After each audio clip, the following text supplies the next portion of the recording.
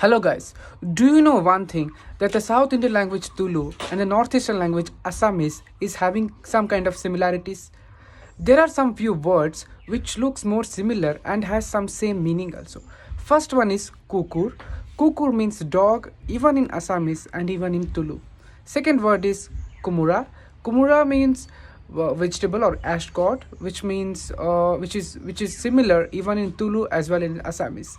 And next one is korahi. Korahi means a basket, which is also kurue in Tulu as well as in Assamese. And next word is kuti. Kuti means the stick used for tying cows and all, which is same in kuti in Tulu as well as in Assamese. And the next one word is buguri. Buguri is a fruit. The same word used even in Tulu as well as in Assamese. And the next word is magur mas, or it is said in Tulu as mugudu. Same, it is a same sounding you can find there. And the last one is new year. For Assamese people is bihu, for Tulu people it is bisu.